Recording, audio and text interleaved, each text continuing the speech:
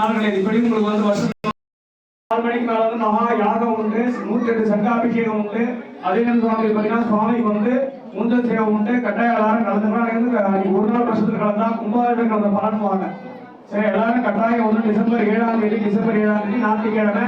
அதே மாதிரி பாத்தீங்கன்னா நம்ம வாரம் சோமவாரம் சங்காபிஷேகம் இருக்கு. அதே மாதிரி வர பௌர்ணமிங்கிறது பாத்தீங்கன்னா ஐப்பசி அன்னாபிஷேகம் விசேஷமா சிவபெருமானுக்கு இருக்கு. எல்லாரும் கட்டாயம் கலந்து அதே மாதிரி கொஞ்சம் தயவு செஞ்சு எல்லாருக்கும் அன்னதானம் இருக்கு. கொஞ்சம் பொறுமையா லைன் அழகா உட்காந்து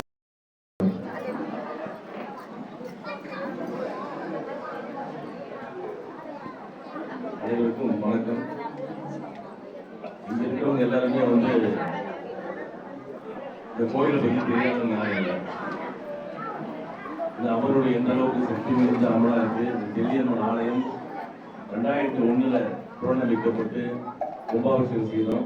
அதுக்கப்புறம் கடந்த 3 ஆண்டுகளுக்கு பிறகு ராஜகோபுரம் அமைத்து இந்த கோயிலை சிறப்பாக கும்பாபிஷேகம் செய்யும் போது இந்த பகுதி முழுவதும் இருக்க மக்கள்லாம் எந்த அளவுக்கு பாராட்டப்பட்டாங்க, இந்த கோயிலுடைய சக்தி எந்த அளவுக்கு இருக்கின்றது என்பதை எல்லாம் நான் சொல்லி தெரிய வேண்டியதில்லை. இந்த பகுதி மக்கள் தாய்மாரெல்லாம் வந்திருக்காங்க. இவங்க எல்லாருக்குமே தெரிந்தால்தான் இவ்வளவு கூட்டமும் இவ்வளவு பயபக்தியோடு இந்த சாமியை கும்பிடுறாங்கன்னா அந்த அளவுக்கு இந்த சக்தி உள்ள ஒரு ஆலயமாக இது விளங்கி கொண்டிருக்கின்றது. உண்மையிலே சொல்லப்போனா முதல்ல கும்பாபிஷேகம் பண்ணும்போது ஒரு அம்மையார் வந்து என்கிட்ட 100 ரூபாய் என்கிட்ட இல்லை, அது தேங்காய் வேணுமா, எனக்கு குழந்தை இல்லைன்னாங்க. எனக்கு குழந்தை இல்லை, எனக்கு 100 ரூபா வேணும், எனக்கு 100 ரூபா காசு இல்லை, 100 ரூபா கொடுங்க, எனக்கு நான் தேங்காய் வாங்கிட்டு போய் அப்புறம் எப்பயாவது பார்த்தா கொடுக்குறேன்னு சொன்னாங்க. நான் உடனே என்ன பண்ண அந்த மாதிரி 100 ரூபா கொடுத்தேன். யாருன்னே தெரியாது எனக்கு. ஆனா 2 வருஷம் கழிச்சு அந்த அம்மா என் வழியில பார்த்து நீ 100 ரூபா கொடுத்தீங்களா, அந்த அம்மா 2 வருஷம் போன வருஷமே குழந்தை போறது, ஆம்பளை குழந்தை போறதுச்சுன்னு அழகா எனக்கு சொன்னாங்க. அந்த அளவுக்கு ஒரு சக்தி வாய்ந்த ஒரு அம்மனாக இந்த அம்மன் விளங்கி கொண்டிருக்கின்றது. நான் சொல்ல தேவையில்லை.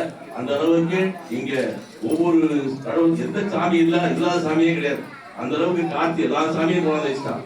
அதனால அம்மனா இருக்கட்டும், முருகனா இருக்கட்டும், விநாயகரா இருக்கட்டும், பெருமாள் இருக்கட்டும், அனைத்து சாமியும் தினம் ஒரு பூஜை பண்ற அளவுக்கு இன்னைக்கு கடவுள்லாம் வந்து இன்னைக்கு உண்மையிலே சொல்ல போனா இந்த அளவுக்கு இந்த நான் கும்பாபிஷேகம் செய்து இந்த கோவிலை கட்டியிருக்கலாம், நாங்கெல்லாம் சேர்ந்து பண்ணிருக்கலாம். ஆனா இந்த கோவிலை வந்து இந்த அளவுக்கு வந்து அபிவிருத்தி பண்ணி உண்மையிலே அதை வந்து மெயின்டைன் பண்றதுக்கு பெரிய விஷயம். அந்த அளவுக்கு இந்த கோயிலை பராமரித்து மிக சிறப்பாக இந்த பணியை செய்து கொண்டிருக்கிற ஆட்சியர்கள் இன்னும் இந்த திருக்கல்யாணத்தை முருகப்பெருமானுடைய திருக்கல்யாணத்தை மிக சிறப்பாக அமர்க்கமாக எல்லோரும் பாராட்டக்கூடிய அளவுக்கு நான் கூட வேந்து பாராட்டேன். அந்த அளவுக்கு இந்த பாம்பு டான்ஸ் நாகத்துடைய நடனம் ஆடும் பொழுது அவரை பார்த்தா ரொம்ப பெருமைப்பா இருந்தது. அந்த அளவுக்கு உண்மையிலேயே ஒரு இயற்கையான ஒரு எல்லாருமே இன்னைக்கு அந்த அளவுக்கு பயபக்தியோடு சாமி அளவுக்கு அந்த அளவுக்கு இவங்க அந்த பூஜையை இன்னைக்கு செஞ்சிருக்காங்க. உண்மையிலே இவங்களுக்கும் வாழ்த்து சொல்லி வந்திருக்க 10 கோடி மக்கள் அனைவரும் இந்த கோயிலுக்கு எப்பொழுதும் உங்களுடைய ஆர்வமும் அன்பும் எப்பொழுதும் இருக்கணும். சக்தியுள்ள அம்மனாக இருக்கின்ற காரணத்தினால் தான் இவ்வளவு பேரும் நீங்க வந்திருக்கீங்க. எப்பொழுதும் இந்த அம்மனை கும்பிடும் போது உங்களுடைய கவலைகள், உங்களுடைய துன்பங்கள் எதை நினைக்கிறீங்களோ அது நிச்சயமா நிறைவேறும் என்பது என்னுடைய உண்மையான என் அனுபவத்தில் நான் தெரிஞ்சுக்கிட்ட உண்மை. ஆகையினால நீங்க எல்லாருமே இதுக்கு எப்பொழுதும் அன்போடு ஆதரவோடு இருக்க வேண்டும் என்று சொல்லி நன்றி கூறி விடைபெறுகிறேன். இந்த ராஜகோபுர கலசத்தை அவர் தான் எடுத்து வந்தாரு. அம்பாளுடைய விமான கலசத்தை நான் தான் எடுத்து வந்தேன். எங்களுக்கு அந்த சந்தர்ப்பத்தை கொடுத்த சந்திரன் அண்ணனுக்கு இந்த நேரத்தில் நாங்கள் வாழ்த்துக்களை தெரிவிச்சுக்கிறோம். அதே போல இருக்கு அப்படின்னா அதுக்கு முழு காரணம் நாதஸ்வர கலைஞர்கள். அவர்களுக்கு எங்களுடைய மனமார்ந்த வாழ்த்துக்களை தெரிவிச்சுக்கிறோம். ஏன்னா அவங்களுக்கு அளவுக்கு வாசிக்கலன்னா இந்த இது இவ்வளவு சிறப்பா இருக்காது அப்படிங்கிறத இந்த இடத்துல தெரிவிச்சுக்கிட்டு அழகா உண்மையிலே சொல்ல நீங்க வாசிக்கிற அந்த நாதத்தை கேட்டுதான் எல்லாமே சாய்ப்பாடு. அந்த அளவுக்கு இயற்கையாவே மிக அழகா அருமையா இல்ல இதுக்காகவே நாங்க வந்துட்டு அவங்க ஸ்பெஷலா வர வச்சிருந்தோம்.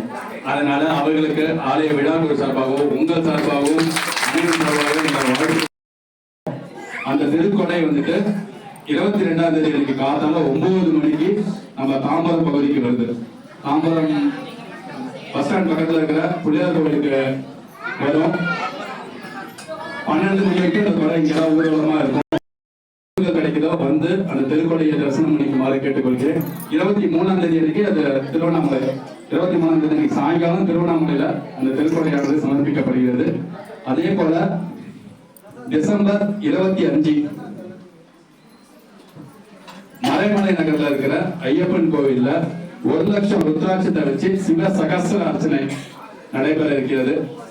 அதற்கும் இங்க இருக்கிறவங்க யார் யாருக்கெல்லாம் முடியுமோ அவங்க வந்து கலந்துக்கணும். எல்லாமே லீவ் நாள்ல தான் வச்சிருக்கோம். அதாவது எல்லாரும் வரணும் அப்படிங்கிறதுனால விடுமுறை நாளா பட்டம் வச்சிருக்கோம். யார் யாருக்கெல்லாம் சந்தர்ப்பம் கிடைக்குதோ அவங்க வந்து தாராளமா கலந்துக்கணும். வெற்றிவேல் முருகனுக்கு